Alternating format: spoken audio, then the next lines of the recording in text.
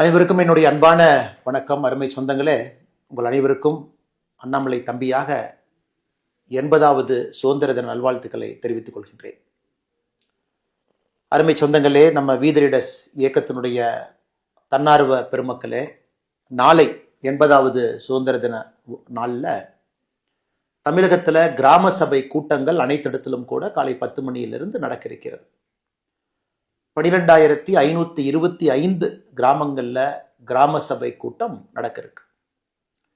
நாம் வீத லீடர்ஸ் அமைப்பினுடைய மிக முக்கியமான நோக்கமே அடிப்படை மாற்றத்தை நோக்கி நம்முடைய அமைப்பு சென்று கொண்டிருக்கிறது. மாறுவோம் மாற்றுவோம் என்கின்ற ஒரு முழக்கத்தோடு நாம் களத்தில் இருக்கின்றோம். ஸோ ஒரு கிராம சபை கூட்டத்திலும் கூட நம்முடைய வீத லீடர்ஸ், வாலண்டியர்ஸ், தன்னார்வ நண்பர்கள் பங்கேற்பது மிக மிக அவசியமாகிறது. நாளை நடக்க இருக்கக்கூடிய கிராம சபை கூட்டத்தில் உங்கள் ஊரில் இந்த 12,525 கிராம சபையில் நீங்கள் வர்றீங்கன்னா கண்டிப்பாக நீங்கள் பங்கேற்க வேண்டும் என்று அன்போடு கேட்டுக்கொள்கின்றேன். உங்களோடு உள்ளூர்காரங்களையும் கூட்டிகிட்டு போங்க. மிக முக்கியமாக பெண்கள் அழைச்சிக்கிட்டு போங்க, இளைஞர்கள் அழைச்சிக்கிட்டு போங்க, பிற்படுத்தப்பட்ட மக்கள் எல்லோரையும் கூட்டிகிட்டு போங்க, பட்டியலின சகோதர சகோதரிகளை கூட்டிகிட்டு போங்க. கிராம சபை கூட்டத்தில் பங்கேறுங்க. இந்த கிராம சபை கூட்டத்தை பொறுத்தவரை நம்முடைய அமைப்பில் பங்கேற்கக்கூடியவர்கள் அது அரசியல் மேடையாக, ஒரு போட்டி பொறாமையில் சண்டை போடக்கூடிய தளமாக நாம் எப்பொழுதும் பயன்படுத்த மாட்டோம். கிராமப்புறத்தினுடைய ஆரோக்கியமான வளர்ச்சிக்காக அதை பயன்படுத்துவது நம்முடைய நோக்கம். இன்னைக்கு ஒரு கிராம சபை கூட்டத்தில் நம்மால் என்ன செய்ய முடியும்? நிறைய விஷயங்கள் செய்யலாம். நாளைக்கு மாநில அரசு பார்த்தீங்கன்னா, நாளை நடக்க இருக்கக்கூடிய கிராம சபை கூட்டத்திற்கு 10 அஜெண்டா கொடுத்துருக்குறாங்க. 10 விஷயங்கள் கண்டிப்பாக பேசணும் அப்படின்னு. முதல் விஷயம் பார்த்தீங்கன்னா, அந்த கிராம சபையினுடைய கடந்த ஆண்டினுடைய பொது நிதியிலிருந்து எடுக்கப்பட்ட வரவு செலவு, என்ன பணம் செலவு பண்ணியிருக்காங்க, வரவு செலவு என்ன பண்ணியிருக்காங்க. இரண்டாவது பொருள் பார்த்தீங்கன்னா, மகாத்மா காந்தி தேசிய ஊரக வேலைவாய்ப்பு வளர்ச்சி திட்டம் இன்னைக்கு விபி ராம்ஜி அப்படிங்கிற பேரில் இருக்கு.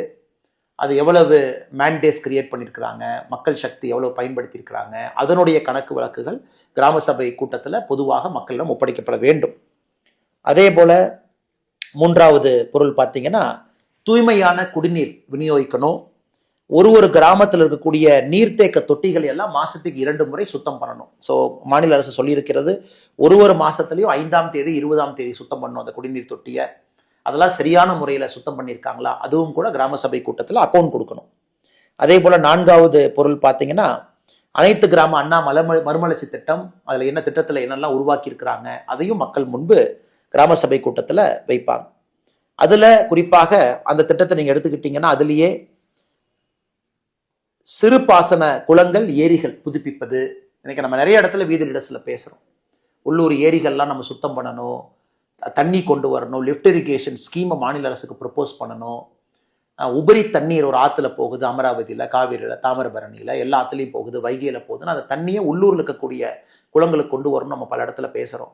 அதையெல்லாம் கிராம சபையில் தீர்மானமாக போடுவதற்கு நாளைக்கு ஒரு பெரிய வாய்ப்பு.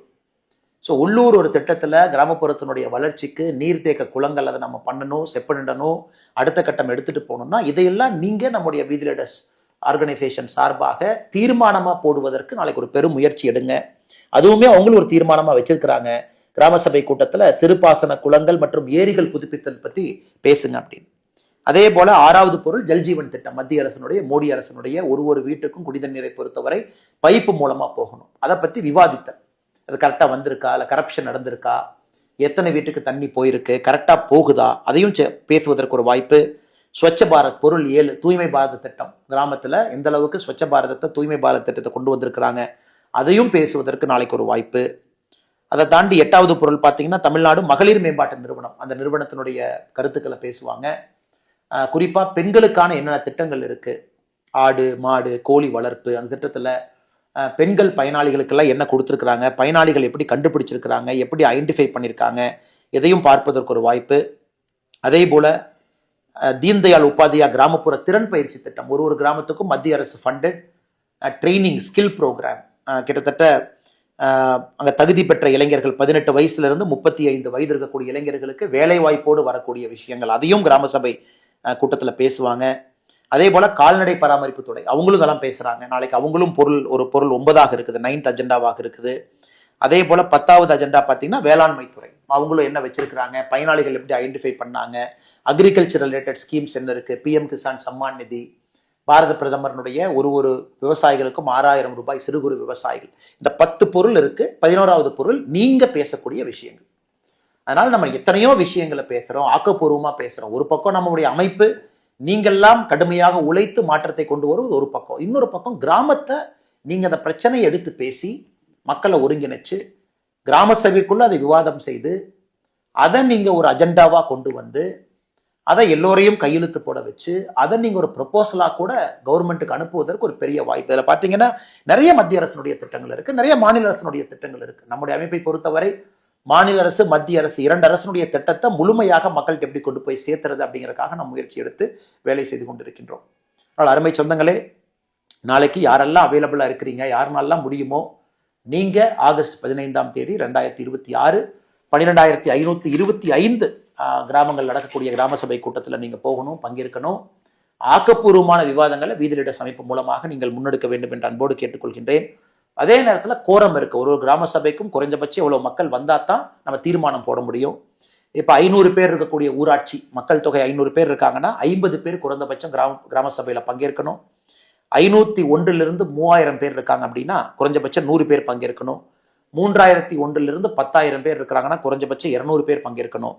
10,000 பேருக்கு மேல இருக்கிறாங்கன்னா குறைஞ்சபட்சம் 300 பேர் பங்கேற்கணும். இதை நம்ம இதை கோரம்னு சொல்றோம், குறைவன் வரம்பு. இது இருக்கும் பொழுது மட்டும்தான் நம்ம ஒரு தீர்மானமாக அதை கொண்டு வர முடியும். அதனால் பெரிய எண்ணிக்கையில மக்கள்கிட்ட நீங்க சொல்லி கூட்டிட்டு போங்க. அதுல கண்டிப்பா 1/3 33% நம்முடைய சகோதரிகள், பெண்கள், தாய்மார்கள் இருக்கணும். அதே போல SC ST அன்பு சொந்தங்கள் அவங்களும் பெருமளவில் அதை பங்கேற்கணும். இளைஞர் பெருமக்கள் பெருமளவில் பங்கேற்கணும். அதனால் அந்த கிராம சபை கூட்டத்தை ஆக்கப்பூர்வமாக நீங்கள் பயன்படுத்தி ஊரினுடைய பிரச்சனையை முன்வைப்பதற்கும் அந்த ஊருக்கு அரசு செய்திருக்கக்கூடிய வேலைகளை நீங்க பார்ப்பதற்கும், பொதுவாக மக்கள் நீங்கள்லாம் சேர்ந்து அக்கௌண்ட்ல இருந்து செலவு செய்யப்பட்டிருக்கக்கூடிய கணக்கில் இருந்து திட்டங்கள் எப்படி வந்திருக்குன்னு பார்ப்பதற்கெல்லாம் ஒரு வாய்ப்பு. இதை நீங்கள் முழுமையாக பயன்படுத்தி கொள்ள வேண்டும் என்று கேட்டுக்கொள்கின்றேன். அதே நேரத்தில் நம்முடைய பாரத பிரதமர் ஐயா மோடி அவர்கள் எல்லா வருடமும் போல இந்த ஆண்டும் கூட ஒரு வீட்டிலும் மூவர்ண கொடி, அதை ஹர் திரங்கா சொல்லியிருக்கிறாங்க. அதையும் கூட ஒரு இந்திய குடிமகனாக ஒரு தேசப்பற்றோடு உணர்ச்சியோடு நம்முடைய எல்லா வீட்டிலும் கூட வீத லீடர்ஸ், வாலண்டியர்ஸ் நம்ம எல்லோருமே ஒரு தேசிய கொடியை நாளைக்கு ஆகஸ்ட் 15ஆம் தேதி நம்முடைய வீட்டில் ஏற்றணும். அல்லது குறைந்தபட்சம் ஒரு தேசிய கொடியை நம்ம கட்டி வைக்கணும். மக்கள் பார்க்கிற பார்வையாக அந்த தேசிய கொடி இருக்கணும். அதே போல மாநில அரசினுடைய திட்டங்கள், மத்திய அரசினுடைய திட்டங்கள் முழுமையாக கொண்டு போய் சேர்ப்பதற்கு இந்த நாளை பயன்படுத்திக் கொள்ளுங்கள். நன்றி.